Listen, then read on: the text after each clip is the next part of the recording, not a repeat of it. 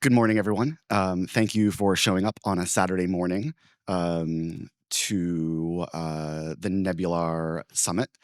And welcome to the community room. I'm Rob, and I'm going to talk to you today about the challenges of sovereign interoperability in humans. So, is there a timer or anything? So maybe I can just put my phone out.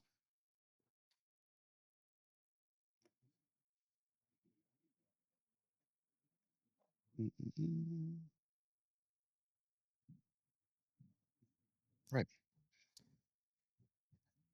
So today I want to tell you a little story that starts with a post on the Cosmos Hub forum. And then I'm going to introduce you to three psychological models. Um, I hope you indulge my nerding out on this. Um, then I want to talk to you about the time my cat spoke to me. And I want to finish by presenting to you an idea of a meme coin. So hopefully this is somewhat entertaining for you. Um, I'll start the story with Cosmoverse last September. I went there. Uh, so I work in the area of organizational psychology, and I went there because I've had a real fascination with the Cosmos ecosystems organizational culture for a while. And I wanted to understand a little bit more about what was going on. So I went down to Istanbul. I talked to a bunch of people. I came back. I wrote up my thoughts and sort of initial findings, and I posted it to the Cosmos Hub forum. And it wound up igniting a pretty big discussion where I felt like I got to experience the Cosmos drama firsthand. And it was, I think, on the professional side of me was thrilled by it because you really don't get this in like the corporate world very often, just like outright warfare. um, but on a personal side, I really could also feel how it was affecting the people who work in this environment. Um, it left me really confused. And I spent a few months just sort of trying to figure out why this group of people who almost everyone I talked to one on one was just a really sincere, smart, good person in this context sort of became this cosmos drama. Um, and I think that what finally let me sort of break out of that confusion was that I started applying a filter that I do to a lot of my clients when I work with them, which is how does this behavior help you? So, usually when we do a behavior that's hurting us, it's because at some point it helped us as well. And instead of sort of attacking and rejecting that behavior, sometimes a better approach is to accept it and to sort of redivert that energy to a way that helps you. So that's what I wanted to try to do uh, with like looking at this and sort of accepting that maybe cosmos drama is a feature and not a bug, and that there's something in the conflict that's good, but the question is maybe that the way that the conflict is done is destructive. Um, and that somehow maybe the cosmos drama and the cosmos ethos of sovereign interoperability were linked. And I wanted to sort of explore that. So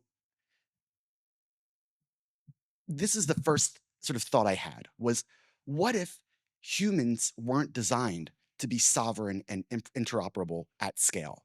Like sort of basic, anthropology, we were sort of designed to be in these tribes of about 250 people. And then through sort of myths and domination, we created empires and systems and the world that we're in now. But the world we're in now, as you can see, is like we've got warfare, we have widespread misery. Like there's something that maybe, uh, you know, in the way that we're designed that it's not as simple as sort of like an engineering problem, you might say. So I wanted to start with the sovereignty part of sovereign interoperability. What is sovereignty? And so this is going to be your first model. Um, I want to throw a little disclaimer out here, which is there's a British statistician named George Box who once said, all models are wrong, some are useful. I want you to keep this in mind. These are just perspectives. They're not the total truth, but I find that they're sometimes very useful. The first one is called self-determination theory. I'm going to be very short on this one. It's my favorite psychological theory because what it says is that human beings have three basic psychological needs. They're autonomy, competence, and relatedness. Autonomy basically meaning you can write your own story. Competence meaning you have the ability to create that story in real life. And relatedness meaning you know how that story fits in the sort of broader picture. And I just want to pause on this because I want to say that you can see how the Web3 sort of, movement in general has succeeded because it satisfies these three uh, basic psychological needs. To a degree, I think that previous systems haven't so much. And that, here autonomy basically meaning I can do what I want to do without, any sort of outside interference. But now here's a second model. This is called the stereotype content model. I think it came from 2002, Fisk, Cuddy, et al. Um, and what it says is that when we're animals, and that when we meet a new person, the first thing we do before we even can think about it really is we evaluate them. We plot them on this matrix of warmth and competence. Warmth meaning, are you here to help me or hurt me? Competence meaning, do you have the means to help me or hurt me? And this winds up being the universal dimensions of social and interpersonal perception. We plot everyone on it. We plot ourselves on it too. So if you think about like a medieval society, you have the king. He's the warmest and the most competent of all. You have the court. They're sort of less warm and less competent, but still, on that side. And then you have the peasants who are kind of like these despicable, terrible people. and and the reason this sort of works is that people internalize this. So the peasant thinks, oh yes, I am just a weak, terrible person. My king, he is glorious and all powerful, and everybody kind of knows their role.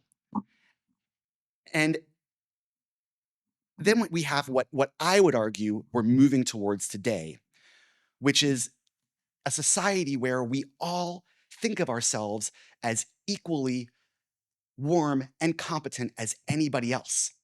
And we you can think about Taylor Swift, Jeff Bezos, um, I don't know, Donald Trump. Like, they don't think of each other as, oh, you're some higher person or lower. They're all sort of free people. Maybe Trump's a bad example. I'm sorry. I don't want to. Anyway, um, everyone considers themselves as warm and competent as anyone else. And this is the world that we're moving towards.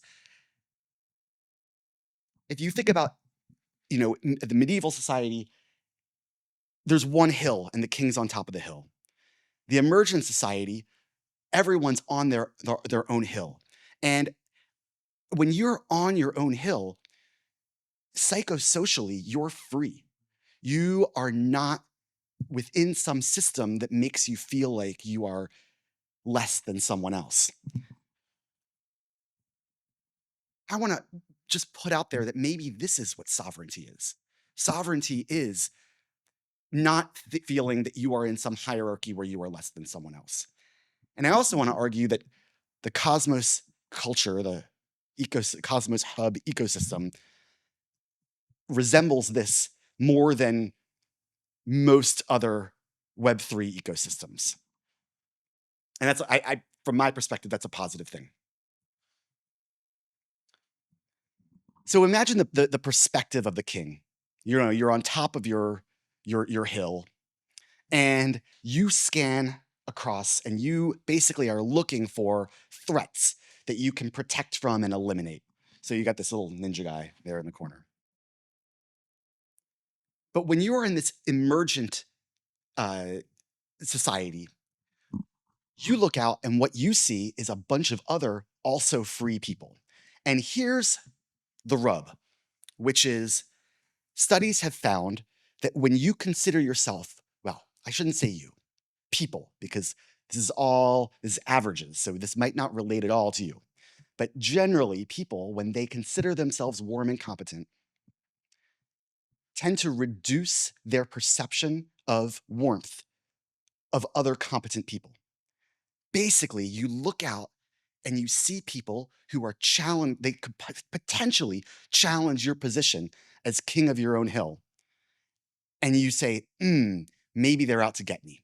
And so the sort of general level of paranoia of the culture, of the civilization, however you want to say it, is increased. Paranoia is increased, warmth, perception of warmth is decreased. So maybe the world looks scary when you're free. Maybe this is one of the things we're learning as we move into this more emergent, sovereign world. So this is my proposal is to say this is the freedom paradox, that the more we become free, the less able we are to interact with each other, to listen to each other. And that if we consider that we are in competition with other communities, which tend to be more hierarchical, actually the hierarchical ones will share more information because, well, they trust each other.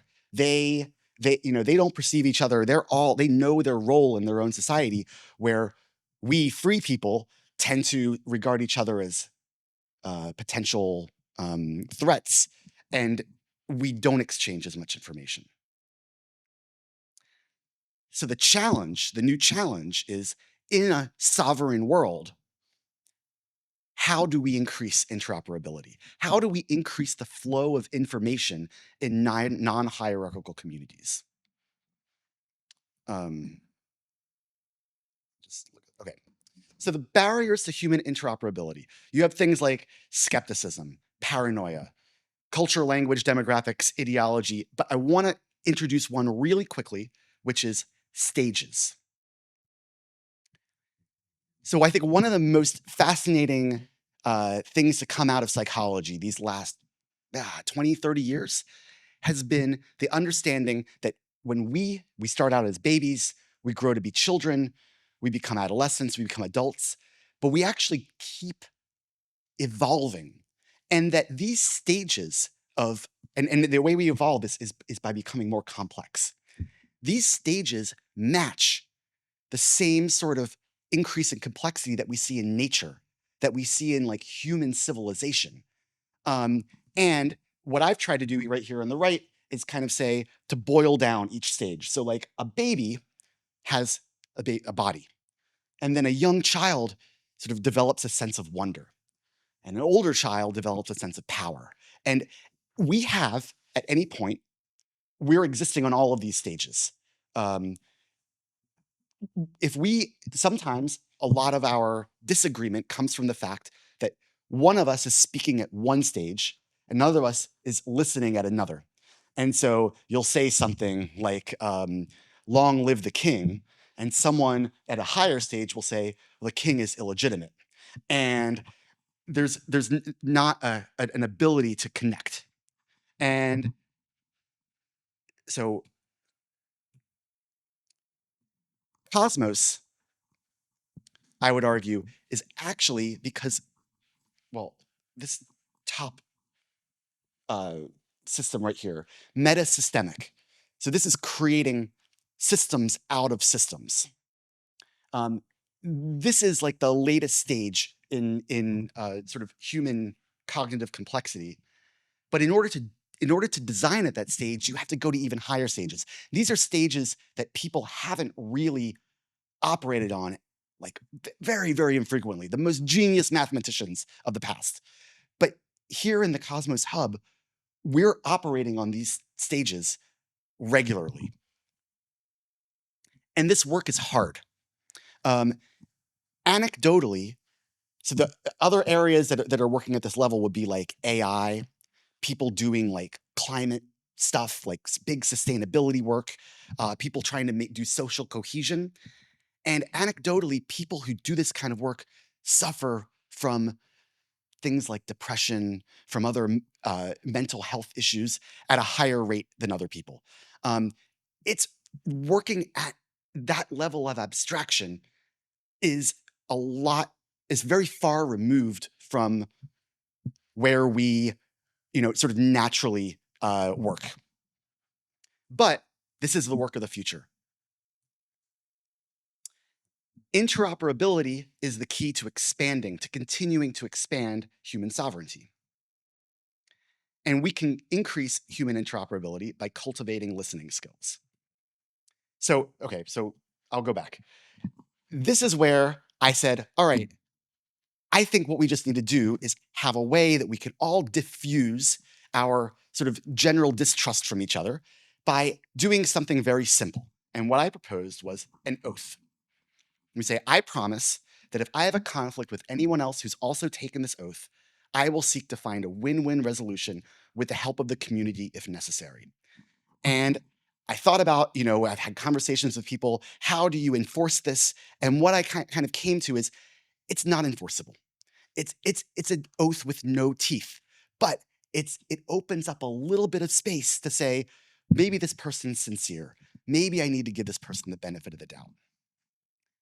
The problem is, though, that when we do that evaluation on warmth and competence, we do that from our lizard brains, as they say, like, and this oath is a very front brain, highly complex thinking kind of thing. And I got stuck. And I looked over at my cat, and my cat said to me, "It's okay.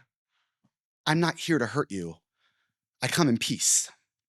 And it really freaked me out because I've been doing this work in the Cosmos ecosystem, and I thought, now I'm going crazy. It's happening. Like, I've finally gone too far. But in fact, there is a way of translating what my cat said to me, because my cat did something where he slowly blinked his eyes. And this has been shown to be a form of cat communication where cats say, I come in peace. I'm not a predator. I'm not here to fight. I'm just chilling out. And that was it. This is my cat, Lionel. This is his moment to shine. Um, the slow blink is a communication to other cats and to people, but it also within, well, the cat, or if you do it yourself, it creates a visible sense of calm. It's actually, I found this woman who teaches slow blinking as a methodology for stress reduction. Um, so what I want to do, and I'll finish up here pretty quickly, is I want to try to improve the vibes of the Cosmos ecosystem. Um, and what I'd like to do is start by creating a community of people who take this oath to slow blink metaphorically or literally, and create the sense that, hey, maybe we don't like each other, but we're not as bad as we maybe think we are. And then to tokenize this and make this a meme coin on a very, very low frequency. So not trying to chase the latest waves, but looking over the course of 19 years, which is a nice long life of a cat, and finding a way that we can spread this meme, not just within the Cosmos Hub, but out towards everyone in the world who's emerging towards this reality that we are living through now. So the way it works is you take the oath, you get an NFT. Seb, that's your. It's okay. And and then once a year you get an airdrop of the Slowblink coin. Um, Basically, 19/20ths get distributed only to people who've taken the oath, and 1/20th is reserved for the Slowblink DAO. The Slowblink DAO's goals are to make the Cosmos Hub a world-class community for productive conflict, to translate the culture um, and the good vibes that we do have here to other high complexity sectors, and to also learn from other high complexity sectors how they're dealing with working at levels of super high abstraction, and to nurture the spread of this meme um, for the benefit of all of humanity and beyond. And you can imagine the view from the top when everyone is slow blinking is a lot more pleasant than when they're not. And so thank you very much. Um, slowblink.energy is our website. And if you want to be a part of it, we're creating a wait list. If you just want to help out in any way, be in touch. Because I am really excited to try to see what I can do to contribute to the culture at the Cosmos Hub.